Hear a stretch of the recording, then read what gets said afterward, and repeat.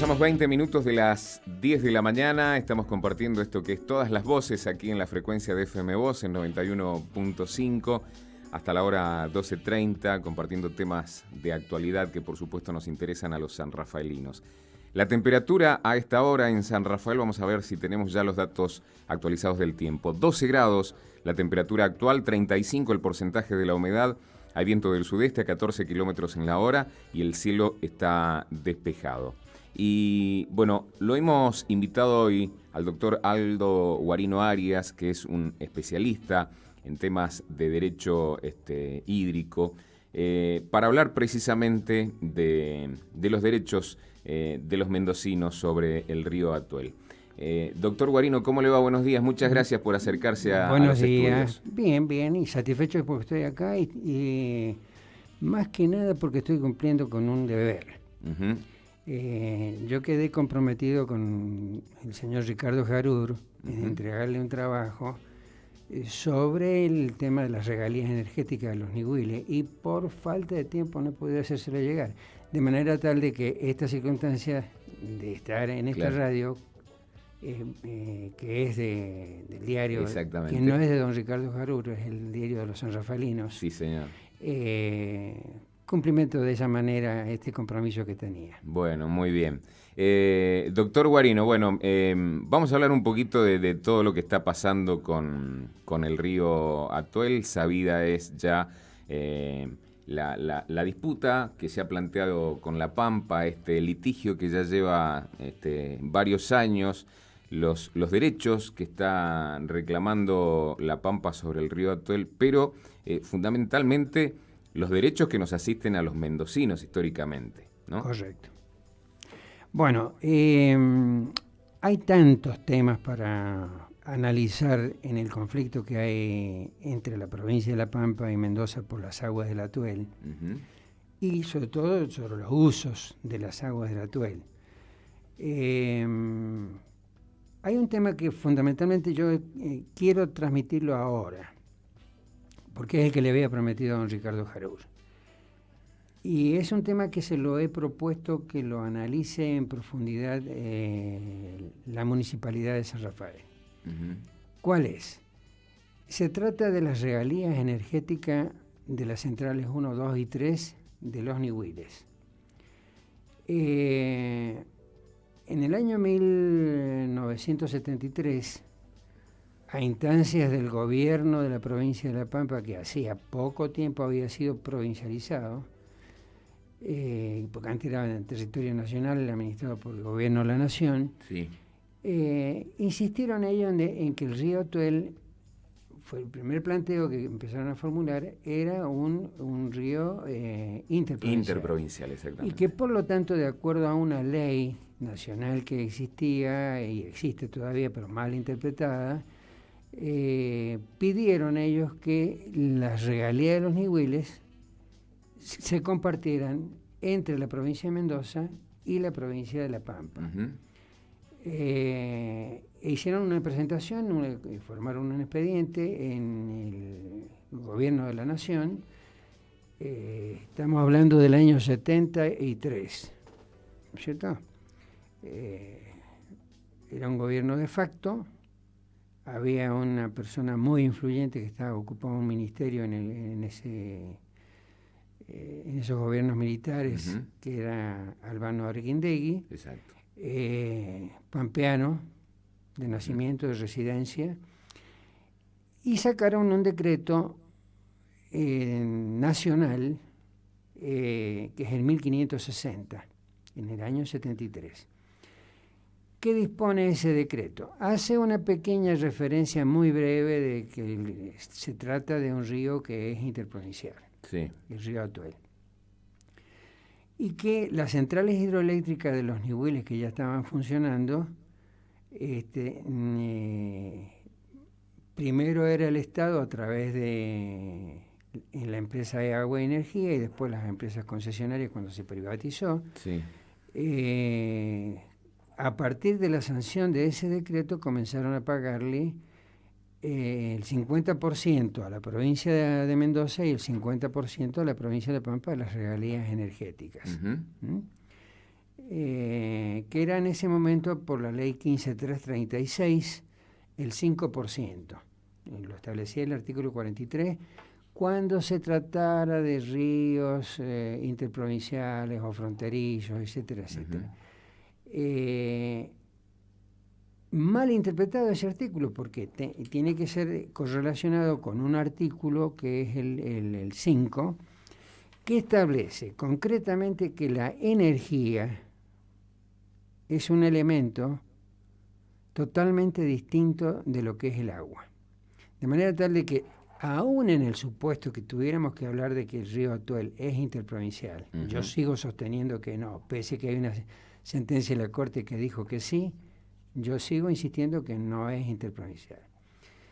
Lo que hace pensar, ¿no es cierto?, es que esa disposición del decreto 1560, que establece la distribución por partes iguales, aún cuando fuera cierto y posible la aplicación del artículo 43 de la ley 1537, no corresponde que sea por partes iguales, porque la misma ley dice será distribuida en forma razonable y equitativa. Claro, lo que abre también la puerta a un montón de conjeturas sobre eso. Sobre qué es razonable y qué es equitativo, bueno, en este lo caso. Equitativo, empecemos por ponernos en claro en esto. Lo equitativo no significa igualdad. Igual, exactamente. Sino que lo equitativo implica ver una serie de circunstancias económicas, geográficas, hidrológicas, ¿no es cierto?, de cada uno de los estados para poder determinar qué cantidad de agua le corresponde a cada uno o qué beneficios puede tener. Inversiones que ha hecho, me imagino, cada estado en relación a eso. Lógicamente. Bueno, Mendoza ha sostenido, empezó con un trámite de carácter administrativo para que el gobierno de la nación derogara el decreto 1560. Y sostuvo la tesis que se aplica en todo el país, que es la tesis de la fuente para el pago de las regalías energéticas. Cosa curiosa, el expediente se perdió 3 veces, el expediente administrativo, y Mendoza se presentó a la Corte de la Nación alegando que se había extraviado, tenía ya toda la documentación y toda la información necesaria, que se había extraviado el expediente administrativo, e inició una acción de inconstitucionalidad del decreto 1560. Cuando termine el proceso, la Corte se lo rechaza a Mendoza. Pero no se lo rechaza porque no tuviera razón, sino porque le dijo que no había concluido el trámite administrativo, que había que finalizar el trámite administrativo. Entonces Mendoza hizo de nuevo reconstruir todo el expediente con todos los antecedentes y defendiendo la tesis de la fuente. ¿Qué es esto? Yo necesitaría aclararlo un poquito para que quede bien sentado el principio. Hay 2 teorías. La teoría del río, que es del agua, ¿no es cierto? Sí. Pueden haber 3 o 4 estados que son condóminos del río y la generación de energía se realiza en un solo estado. Y hay quienes sostienen, entre ellos La Pampa, que por tratarse interprovincial del río le corresponde participar de las regalías de la generación de energía que se produce en Mendoza. La otra tesis, que es la tesis mayoritaria, la tesis que ha triunfado en el país, la tesis que se aplica en el país, y ya cuando le dé los datos y los números se va a sorprender, es la tesis de la fuente. No solamente hace falta el agua, no solamente hace falta la caída o la pendiente para generar energía, sino que hace falta la construcción de obras civiles para poder instalar las turbinas y demás. Exactamente. La energía no se produce por sí sola. Por sí sola, lógico. Tiene que tener todos equipos de alta tecnología, cada vez mucho más perfectos, que son los que generan la energía. Mendoza es la que ha puesto todo eso y es la que lo ha pagado. quiero recordar, ¿no es cierto?, de que el embalse Nihuila, las centrales hidroeléctricas, fue construido todo eso con un convenio que se celebró entre la provincia de Mendoza y la Nación, porque La Pampa todavía no era provincia. Claro. Fue recién en el año 52. Y en el año 42 se firma un convenio entre la provincia de Mendoza para la construcción del embalse Nihuila y las centrales hidroeléctricas, y le da la posibilidad a la provincia de Mendoza de recuperar el embalse y las obras hidroeléctricas, devolviéndole a la Nación o pagándole a la Nación todos las inversiones que había realizado la Nación. Seguro. Eso se hizo. ¿Cuándo se hizo? Se hizo cuando se dispuso el traspaso de las obras del Nihuil, del embalse y las centrales hidroeléctricas a la provincia de Mendoza. Y Mendoza tenía que reintegrarle la inversión que había hecho la Nación. La Nación, exactamente. Se formó una comisión evaluadora, se determinó el valor de las obras civiles que tenía que pagar la provincia de Mendoza y se le pagó a la Nación. ¿Cómo le pagó? Le pagó compensando con una deuda que tenía la Nación con la provincia de Mendoza por las regalías petrolíferas mal liquidadas. Mal liquidadas, exactamente. Hoy cómo está planteada la situación. Sabemos de que hubo oportunamente ya un fallo de la Corte Suprema en este sentido, dándole, por llamarlo de alguna manera, la derecha a Mendoza oportunamente con respecto de de los derechos sobre el Atuel, dejando en claro que Mendoza tenía derecho a regar una cantidad determinada de hectáreas, cosa que nunca se ha llegado a cumplir. Y pese a esto, La Pampa vuelve a la Corte. Bueno, son dos cosas distintas. Por eso le decía yo que hay muchas cosas que hablar del conflicto con La Pampa. En este proceso administrativo que ya se ha terminado, se cerró, el Procurador del Tesoro de la Nación ha hecho un dictamen aconsejándole al presidente de la Nación que dicte un decreto revocando el decreto 1560 y se le comienza a liquidar a la provincia de La Pampa de Mendoza el 100% de las regalías energéticas. ¿Qué es lo que hay que hacer ahora? No es fácil. El presidente de la Nación es el que tiene que dictar el decreto. Se va a encontrar frente a dos provincias y no es fácil que lo haga. Claro. Entonces, está generando... Lo que correspondería hacer es que el fiscal de Estado de la provincia de Mendoza, o el asesor de gobierno, o el propio gobernador de la provincia de Mendoza, presenten un pedido de pronto despacho. Normalmente, nosotros en la jerga forense, los pedidos de pronto despacho a los jueces no les gusta. Y es probable que te den en contra. Claro. Porque no les cae bien. No les cae bien que los apuren. Porque es un antecedente de mal desempeño de las funciones que tiene que cumplir el funcionario o el magistrado. Y entonces se está utilizando ahora un procedimiento que se llama justicia rogada. Les ruego, por favor, que resuelva este tema porque nos interesa. O sea, es un pronto despacho pedido con cierta diplomacia. Exacto. Bueno. Ese dictamen está firmado el día 10 de julio de 1215. De 2015. 2015, perdón. No se lo publicó oportunamente porque había una situación política distinta. Después de las elecciones, después que cambia el gobierno, entonces se da a conocer el dictamen. Ya la provincia de Mendoza ha sido notificada. Yo he traído acá, para leerles nada más que la parte final del dictamen, que es lo más importante. Se lo puedo decir personalmente, pero es importante tenerlo en cuenta.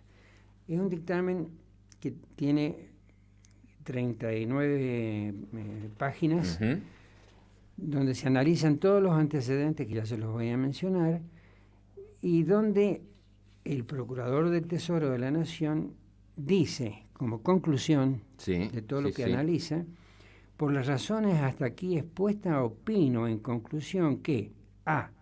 El decreto número 1560 del 73 debe ser sustituido conforme lo prescripto por el artículo 17 de la Ley de Procedimiento Administrativo, número 19.549, y sus modificaciones, debiendo liquidarse en lo sucesivo íntegramente a la provincia de Mendoza las regalías hidroeléctricas objeto del presente dictamen.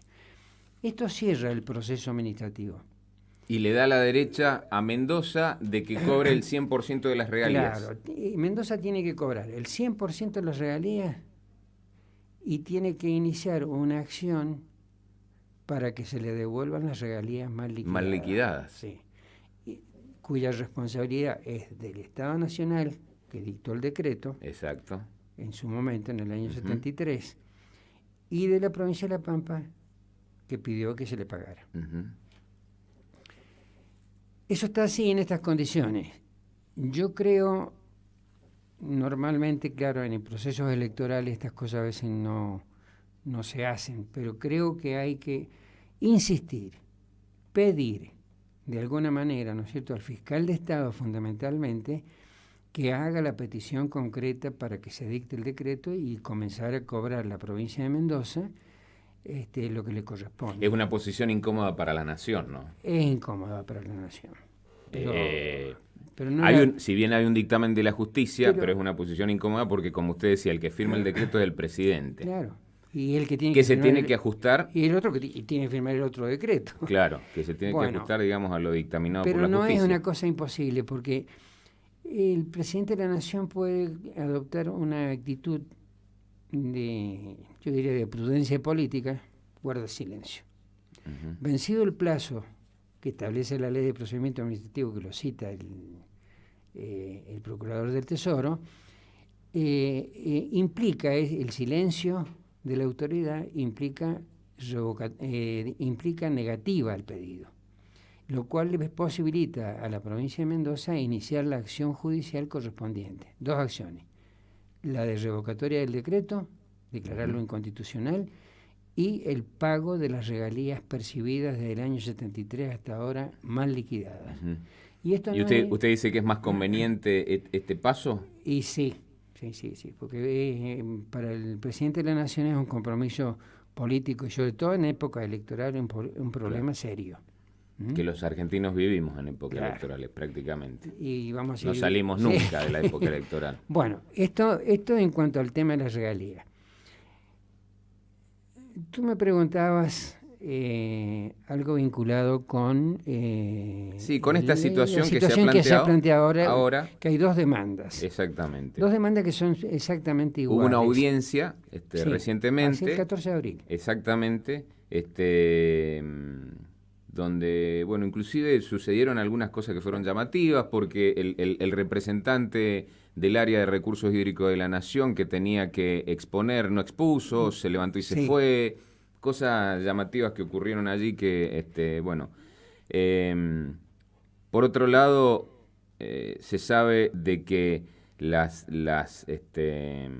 digamos, en cuanto a lo que tiene que ver con Portezuelo del Viento, en este caso, y las provincias que forman parte del COIRCO, le dan la derecha a Mendoza en esto y la apoyan, excepto La Pampa, por supuesto. Excepto La Pampa, sí que se opone. Bueno. Y que La Pampa sabe que es como que tiene perdido Yo creo que sí, ya lo han reconocido. Sí, creo que el gobernador Berna también ha hecho declaraciones como que esta la tiene perdida, pero siguen reclamando. El tema de los dos juicios que hay en la Corte en este momento, uno iniciado por un particular, Palazani, que es pampeano, pero está radicado en Bahía Blanca, y otro, un año después, iniciado por el gobierno de la provincia de La Pampa contra la provincia de Mendoza. Estas dos demandas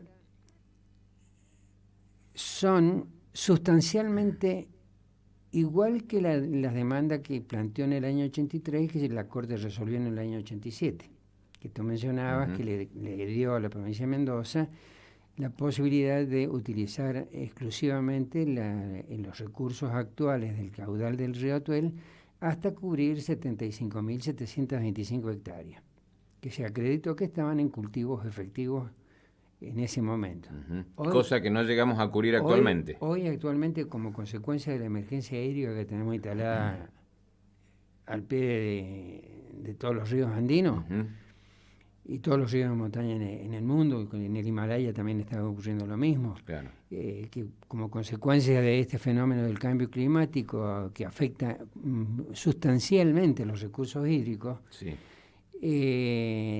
Tenemos menos agua y no se está regando escasamente el 50% de las propiedades que reconoció la Corte.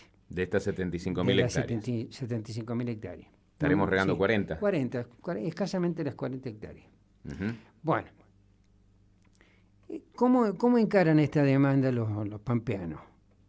Cambian el lenguaje, pero no cambian la sustancia de la cosa. Yo he sostenido que todas las ciencias, cada ciencia tiene un sinnúmero de principios y un lenguaje que le es propio. Las ciencias médicas tienen términos que el común de la gente no los conoce. Seguro. Que la hepatitis, la bronquitis, tienen un lenguaje específico. Debe ser una de las ciencias que más tiene el lenguaje propio. Para llamar las enfermedades. Exacto, sí. Bueno. En esto ocurre exactamente lo mismo. En el año 83 y año 89, 87, que se dicta la sentencia de la Corte, no existía el derecho ambiental. El derecho ambiental nace, prácticamente arranca en el año 92, con la Convención Internacional de Río sobre el medio ambiente. Allí se comienzan a perfilar los principios generales para esta nueva ciencia que es la del derecho ambiental. Y nuestra Constitución del año 94, una serie de constituyentes influyeron de una manera muy especial que volcaron en la Constitución del 94 nuevos principios y garantías de carácter ambiental, el artículo 41 al 43. ¿En qué consiste este cambio de lenguaje? Hablan ellos de una recomposición fluvioambiental. Claro. ¿Qué es lo que es esto de recomponer? ¿Qué es lo que es de fluvio? ¿Qué es lo que es ambiental? Claro, están pidiendo agua para sostener cuestiones ambientales relacionadas con humedales. El noroeste pampeano, claro. Sí, volver a recomponer las lagunas que se formaban a veces cuando a veces llegaba el río al territorio pampeano. Pero no para cultivo. No para cultivo. La recomposición. Ellos pretenden que se restablezcan las lagunas y praderas naturales. Fluvio ambiental, fluvio agua ambiental para recomponer el ambiente. Exacto. Fue exactamente lo mismo que pidieron en el año 83. En el año 83 ellos pidieron que se declarara la interprovincialidad del río Atuel.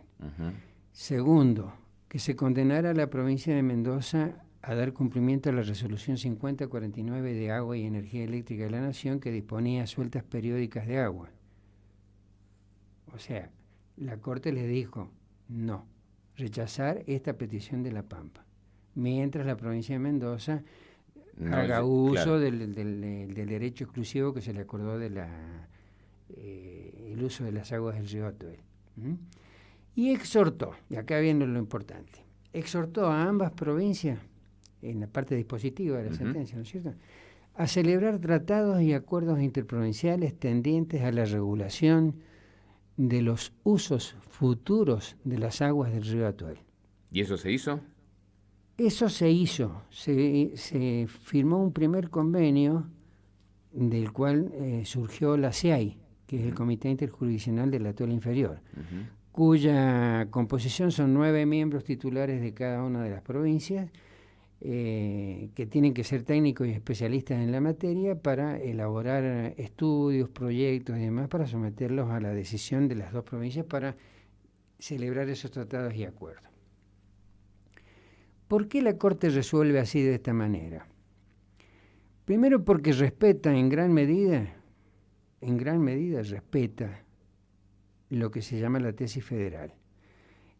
El dominio de los recursos naturales, los ríos, arroyos y torrentes son recursos naturales, pertenecen a las provincias, son del dominio exclusivo de las provincias donde se encuentra el recurso natural. No quita eso que pueda ser compartido. Sí. Que realmente tengamos un río que sea contiguo. Pero en este caso los glaciares donde se generan son mendocinos. Son mendocinos. La montaña es mendocina. El río Atol se alimenta exclusivamente en la alta cumbre, con las nieves de la montaña. De Mendoza. De Mendoza, en territorio mendocino. Las lluvias que caen en la provincia de Mendoza y las que caen en el noroeste pampeano escasamente llegan a los 200 milímetros, que con eso no se puede proyectar absolutamente nada.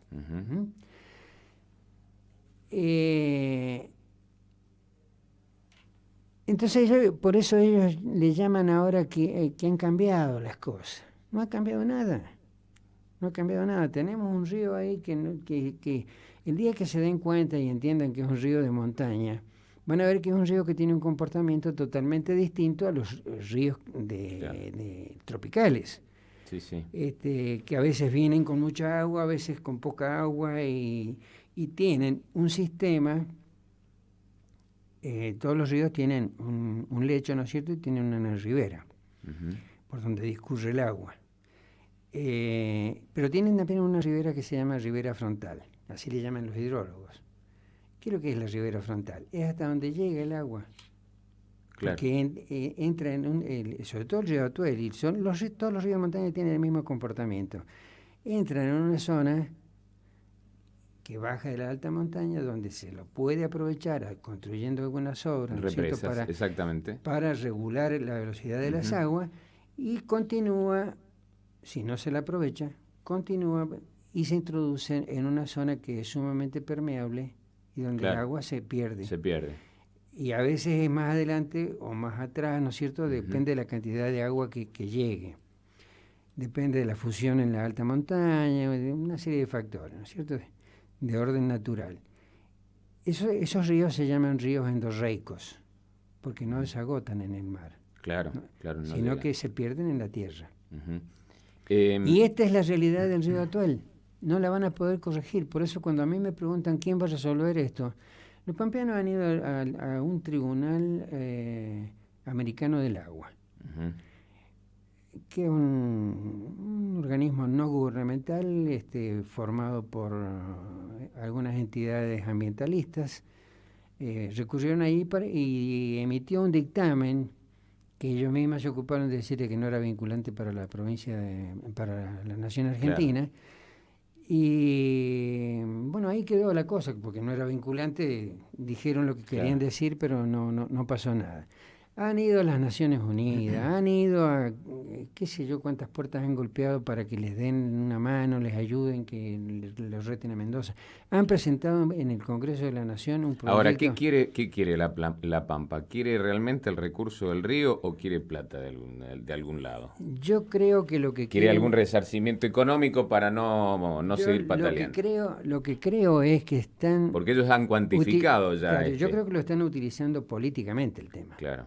Y con un doble sentido económico, porque ellos están utilizando prácticamente todo el agua del río Colorado. Por eso se oponen a la construcción del portezuelo del viento, que no la beneficia a Mendoza, la beneficia solamente en las regalías. Claro. Pero la regulación del río, que es la principal función de los embalses, beneficia más a la provincia de Buenos Aires y a la Pampa. Esto se podría resolver con el trasvase del Río Grande, para darles de última el caudal, o acercarse al caudal que ellos pretenden, ¿no? Exactamente, mira, acá, cuando la Corte dice exhortar a ambas provincias a que celebren tratados y acuerdos interprovinciales tendientes a la regulación de los usos futuros de las aguas del Atuel, evidentemente cuando usa el término usos futuros, es porque se está refiriendo a la existencia futura de agua.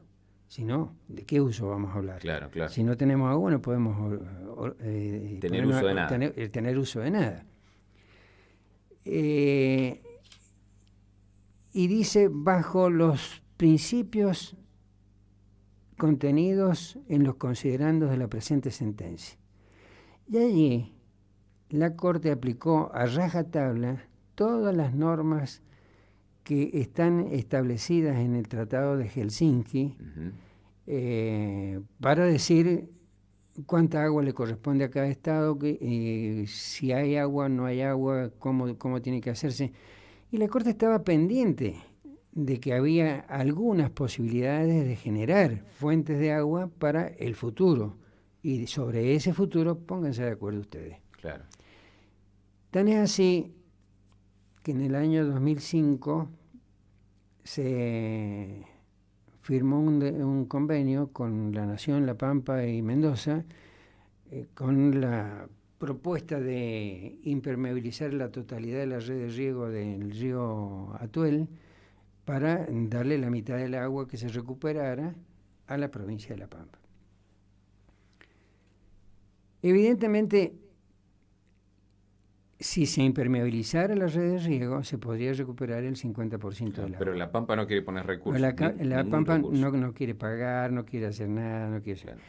De todos modos, ese 50% no alcanzaría a ser un 0,4% para la provincia de La Pampa. Claro. ¿Por qué? Porque hay otros parámetros que hay que tener en cuenta. Uno fue el que ya analizamos hace un ratito, la alimentación de la cuenca, que se produce en territorio mendocino. Exactamente. Segundo, la población que se asienta en cada uno de los estados condóminos del río. Sí, sí. En Mendoza se demostró, en la época que se dictó la sentencia, que habían 100.000 habitantes en territorio mendocino en la cuenca hidrográfica del río Atuel, contra 1.200 habitantes en territorio pampeano. Claro. Entonces todo esto hace que tengamos que tener en cuenta estos factores para decir matemáticamente, en forma con determinación de coeficiente, cuánto es el porcentaje que le corresponde a cada provincia, y hacer una evaluación general de todos los parámetros, que son 9 los que establecen las reglas de Helsinki, y sobre esa base decir, bueno, les corresponde tanto de agua. Hay una... Sí. Hay un tema. No, yo lo que le había preguntado sobre el tema del trasvase del Río Grande, ¿esa sería la solución? Quería llegar a esto.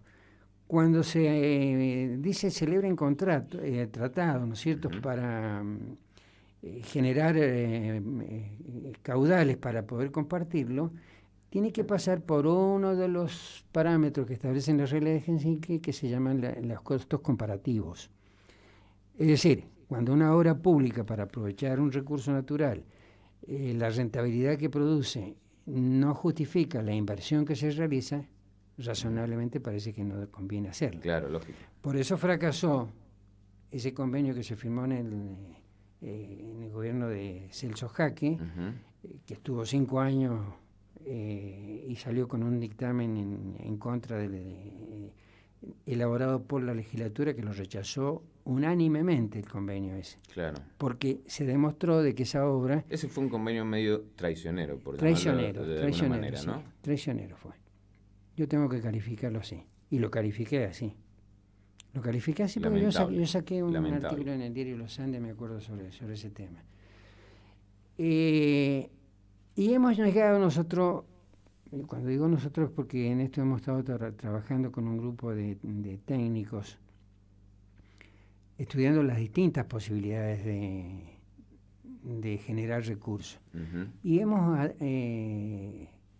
visto que la única posibilidad cierta, poniendo plata, sí, por supuesto, para construirla, ¿no es cierto?, es construir las obras necesarias para el trasvasamiento de las aguas desde el Río Grande aguas de la cuenca del Colorado, que está formado por el Grande y el Barranca, Sí. ¿no es cierto? Y por el concepto de la unidad de cuenca estamos hablando del río Colorado.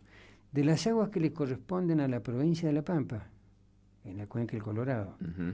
y de las que le corresponden a la provincia de Mendoza, en la cuenca del Colorado. Claro. Entonces, las dos se harían el trasvasamiento a la altura del Río Grande, que está en el territorio mendocino, previa construcción del embalse de Portezuelo del Viento, Exactamente. que es lo que permitiría hacer el trasvasamiento. De esta manera, nosotros hemos visto que esta es una obra posible realizarla.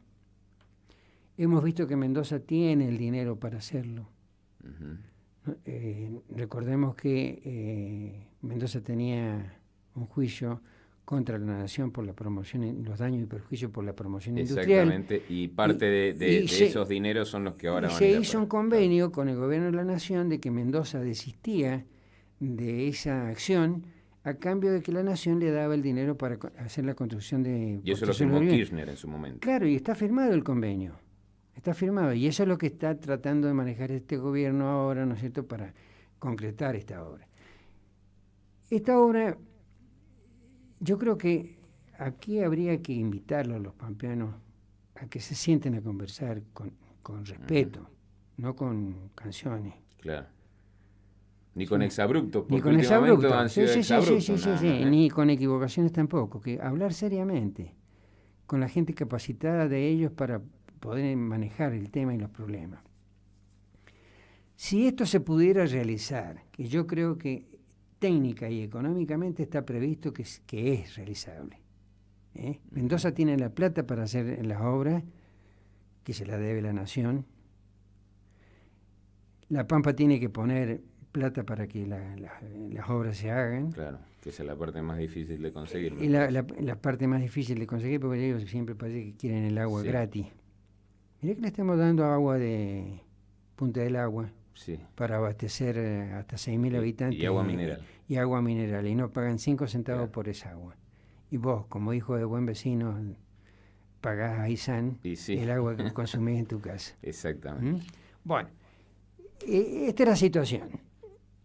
Esto es lo que me interesa a mí destacar como importante de esta obra. Esta es una obra que, mirada a futuro, supera todas las otras obras que... Hablando de Portezuelo. Portezuelo del Viento y el trasvasamiento. ¿Qué habríamos conseguido con esto?